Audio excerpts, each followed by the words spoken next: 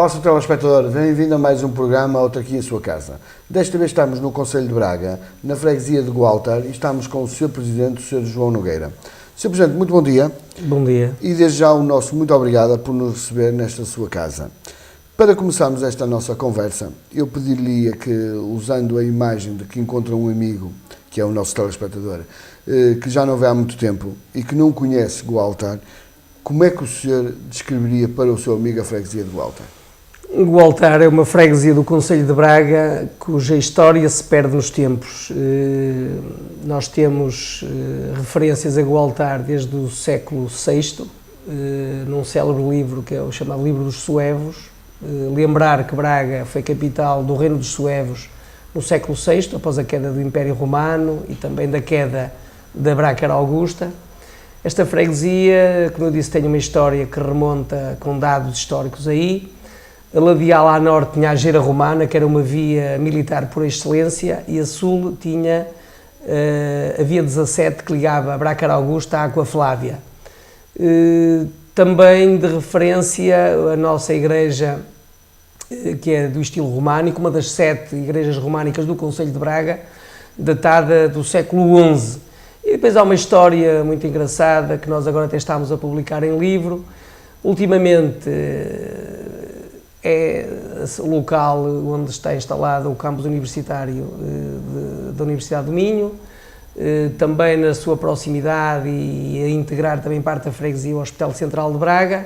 Portanto, é uma freguesia em dinâmica crescente, uma freguesia que tem uma população cujos jovens dos 0 aos 35 é de cerca de 50%. Temos uma população escolar que ronda, com alguns alunos das freguesias vizinhas, mas que ronda por cerca de 1000 alunos. Temos educação pré-escolar, primeiro ciclo, creche, segundo ciclo, terceiro ciclo. Portanto, é uma freguesia que tem todas as condições, até do seu ponto de vista da natureza, uma freguesia que se estende por cerca de 3,5 km², com uma orientação muito boa solar, virada a sul, como podem ver e depois poderá tirar umas imagens, claro. E portanto com muito bons ares. Aliás, no princípio do século passado, século XX, havia muita gente que no início do século, 1920, 1930, 1940, alugava casas aqui na freguesia por causa de problemas pulmonares. Portanto, é uma freguesia agradável, tem neste momento gás de cidade instalado em quase toda a freguesia, abastecimento de água já há muitos anos, saneamento, cabo para a internet. Temos também, depois a Junta também disponibiliza por wireless internet também a todas as pessoas. Eu direi que nós temos aqui todas as estruturas e infraestruturas que suportam a vida e qualificam a vida, e, portanto, é uma freguesia muito agradável, com um crescimento significativo. Será, assim, em traços largos, aquilo que eu poderei dizer de Braga, de Gualtar, uma cidade ainda rural, longe da cidade, mas muito perto da cidade, que tem muito bons acessos e muito bons transportes. Claro. Sr. Presidente, devido à média de idades, como falou, provavelmente os problemas sociais aqui em Braga serão poucos. Os problemas sociais são significativos em Braga, e Gualtar não foge a isso, com uma população de 6.000 pessoas, dado que o desemprego é significativo, e é significativo também na classe jovem, daí que sofremos dos problemas que sofrem as freguesias urbanas. E, portanto, também aqui temos muitos problemas sociais que nós vamos colmatando, sobretudo numa ação direta, quer da Junta de Freguesia, quer nos protocolos que nós estabelecemos, sobretudo com uma entidade que é a Conferência Vicentina, que ajuda alimentarmente os mais necessitados. É a instituição de maior relevância a operar aqui na sua freguesia, Sr. Presidente? Não, também temos um gabinete atípico de atendimento social que atende todas as pessoas que têm problemas sociais. Nós próprios aqui na freguesia e na Junta temos a funcionar um gabinete de apoio psicológico, e depois temos nas escolas uma ação muito grande ao nível do ATL, quer na escola, quer no jardim, com serviço de refeições e ocupação de tempos livres. Portanto, sob o ponto de vista social, é isso que fazemos. Por outro lado, e executado pela Igreja, existe uma creche com serviço de apoio ao domicílio, que também vai resolvendo as questões que se colocam. Aqui bem perto de nós existe uma delegação da APPA-CDM que também acolhe cerca de 100 jovens e que neste momento também está a servir refeição a pessoas mais carenciadas. Com certeza. Sr. Presidente, não podemos deixar de falar, e voltando já à área social da sua freguesia, não podemos deixar de falar de um assunto que vos, no fundo, vos afeta de alguma forma, que é o novo mapa autárquico, promulgado há poucas semanas pelo nosso Presidente da República. E eu pediria para dizer ao nosso telespectador, à luz do novo mapa autárquico, em que situação é que fica o altar? O altar fica autónomo relativamente àquilo que era uma intenção iníqua deste governo de efetivamente reformar sem ouvir o povo e, portanto, sem ouvir o povo e sem ouvir os autarcas, sem dar tempo para pensar. E só para dizer que é uma lei iníqua, é uma lei que neste momento não tem sequer uma definição completa daquilo que vão ser os órgãos, daquilo que vai ser o financiamento e daquilo que vai ser até um processo eleitoral. E, portanto, esta pressa de fazer as coisas, costuma-se dizer, depressa e bem há pouco quem. E este governo, que tem dado provas de uma fraqueza inigualável, efetivamente quer fazer reformas que muitas vezes vão ser caras às pessoas e elas é que vão sofrer. E, portanto, não faz nenhum sentido, não há poupança rigorosamente nenhuma. E vejam bem, é uma reforma que nós, gente do Norte, até podemos ficar revoltados contra aquilo que existe. Foi feita uma reforma com vontade e pela vontade das freguesias de Lisboa. Todas elas concordaram nessa reforma e se este governo fizesse esse processo, possivelmente também haveria muitas freguesias a poder agregar-se e extinguir-se naturalmente. Mas a verdade é que não o fez, deu ordens nesse sentido, valendo-se de uma prerrogativa do memorando da Troika, o que é uma absoluta falsidade. E é falsidade por uma razão muito simples. A Troika falava na extinção de autarquias. E autarquias, como existe em Portugal, só existe num outro país na Europa, que é na Inglaterra, onde efetivamente existem freguesias. No resto é tudo municípios. E eles, quando viram 4.000 e tal municípios, não lhes souberam dizer que 305 eram municípios de primeira categoria, ou seja, municípios, outros eram freguesias. E, portanto, foi tudo confusão para eles. E o governo aproveitou-se, efetivamente, para poder fazer uma reforma que em nada vai contribuir para o poder local, que foi ele o grande responsável pelo desenvolvimento deste país. Eu devo dizer que o poder local, com 30%, 35% do poder financeiro, executou obras no valor de quase 70% daquilo que é o desenvolvimento deste país. E, portanto, acho que foi uma má política, acho que foi só para dizer que quero o posse e mando, que aliás é o que este governo sabe dizer. Com certeza. Presumo pelas suas palavras que é completamente contra, como é evidente, o nosso telespectador já o percebeu.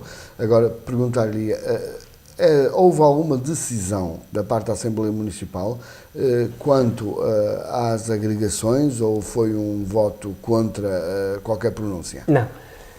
Nós tivemos o cuidado de, aqui na Assembleia de Freguesia de voltar a colocar essa questão, foi repudiada de imediato. Naturalmente, os membros do PSD nesta Assembleia de Freguesia, no início, até defendiam, depois meteram-se nas covas e a seguir até, numa última decisão, até abandonaram a reunião da Assembleia. Na Assembleia Municipal de Braga, efetivamente, foi votada uma proposta que era contra a extinção de qualquer freguesia num processo que não foi discutido com os autarcas nem com as pessoas.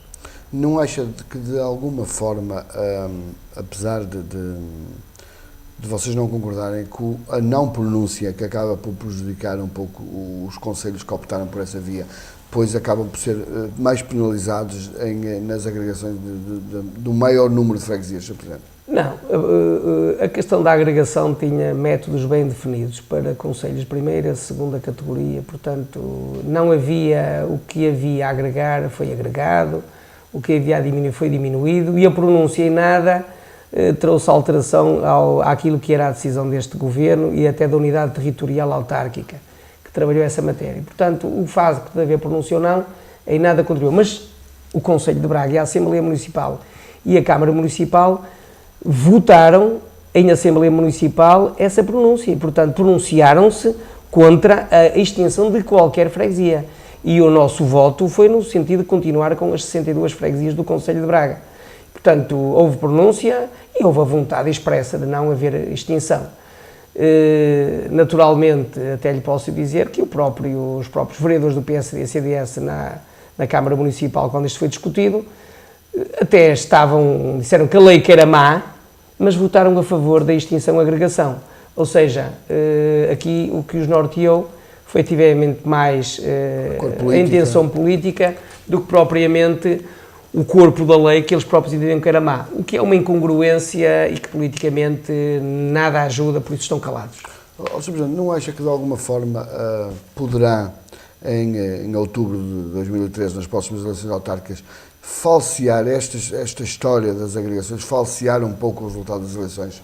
Eu estou convencido que em muitas freguesias as pessoas não se vão rever naquilo que foi criado, aliás até o próprio nome, por exemplo, dando o exemplo, há freguesias que se agregaram 3 freguesias e chamar-lhe unidade das freguesias ou união das freguesias de tal, tal e tal, ou cooperativa de freguesias, mesmo isso acho que foi mal pensado, não foi discutido, foi tudo feito à pressa, não viram os efeitos negativos e colaterais que isto vai ter e vai ser um aborrecimento muito grande, porque se até aqui as pessoas se abstinham muitas vezes de participar nos atos eleitorais, eu estou convencido que nas próximas autárquicas vai haver possivelmente um voto de revolta, mas vai haver muita gente que não vai votar pura e simplesmente porque não está para se incomodar nem está para aí virado. Só para fecharmos este capítulo, eu perguntar-lhe se acha, olhando ao timing e olhando aquilo que, pelo menos os seus colegas, por onde nós já passámos, e já foram bastantes até agora, nenhum deles sabe, mesmo aqueles que vão ser alvo de agregações, não sabe como é que se vai processar o ato eleitoral, porque é da vossa responsabilidade, no fundo, parte do ato eleitoral é da vossa responsabilidade. Eles não sabem ainda como é que se vai processar. O Sr. Presidente acha que até outubro que esta medida irá estar suficientemente pronta para apresentar a tal união de freguesias ao povo?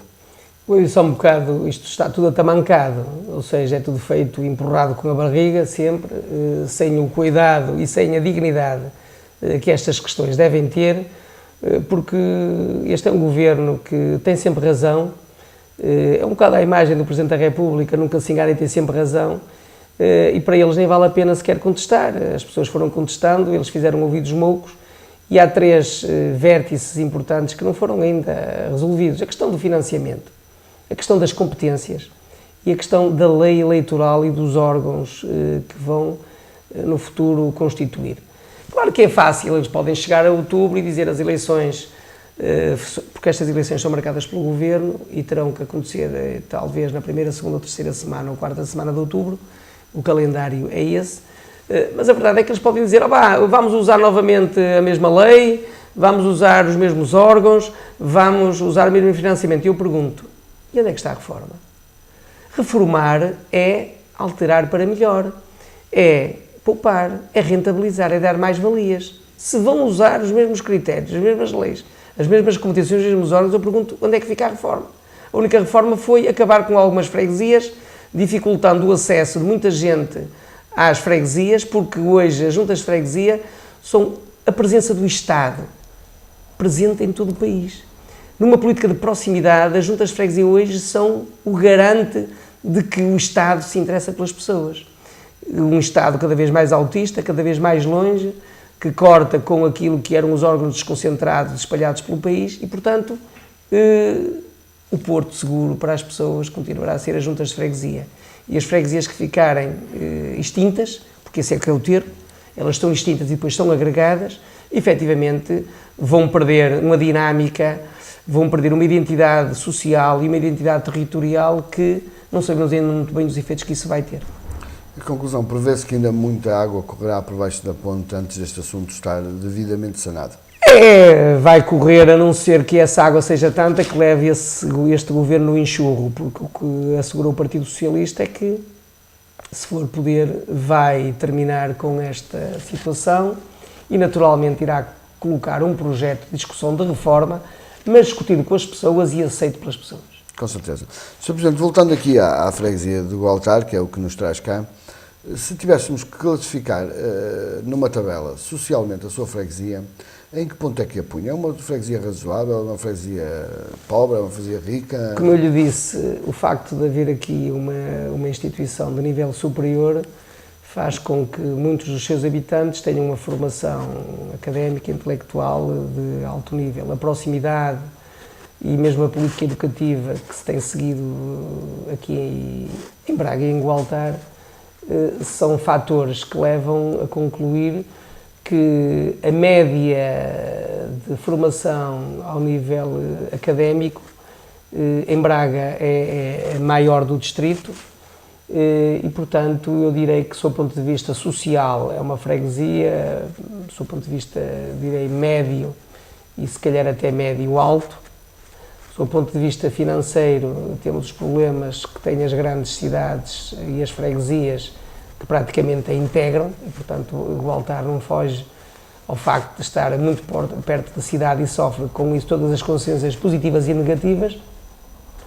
Eu direi que são pessoas, tirando algumas famílias que nós temos identificadas, outras que estão no desemprego, começam a atravessar problemas, sofrem dos males das grandes cidades, das freguesias das grandes cidades, e do ponto de vista académico e social, eu direi que é, enfim, uma freguesia média-alta, do ponto de vista, enfim, daquilo que é a sua formação, o seu conhecimento. Eu direi, para concluir, que é uma freguesia de massa cinzenta. Com certeza.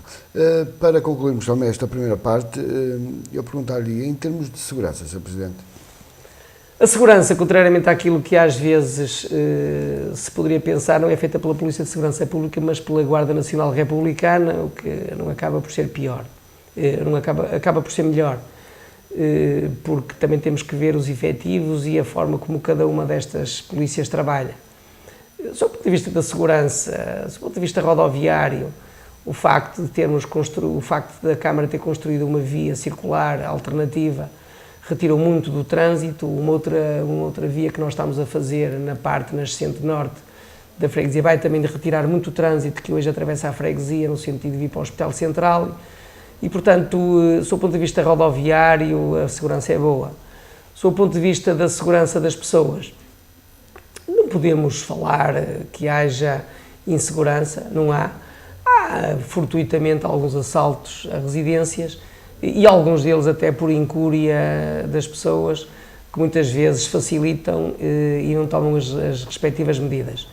De qualquer forma, registra-se um aumento de assaltos, sem haver violência por trás destes, mas há alguns assaltos. Aquele crime tão em voga hoje em dia em algumas freguesias, que é o crime público, contra sarjetas, cemitérios, etc. Na sua freguesia, passa de alguma forma?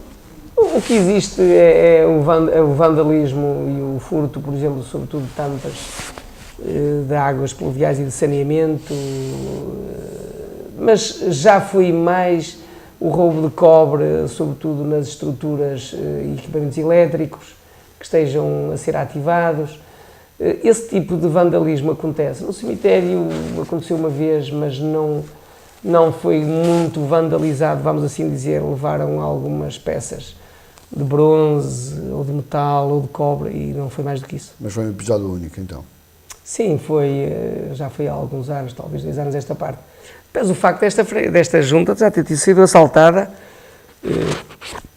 como dizer, por 2 ou 3 vezes, e da última vez até nem levaram nada, que eu rapidamente, o alarme foi acionado, eu pus-me aqui e quase que eu deitava a mão aos gatunos. Sr. Presidente, vamos fazer uma pequena pausa e regressamos já para a segunda parte. Caro telespectador, não sai do seu lugar, estamos então no Concelho de Braga, na freguesia do Gualtar, à conversa com o Sr. Presidente da Junta e voltamos já. Até já então.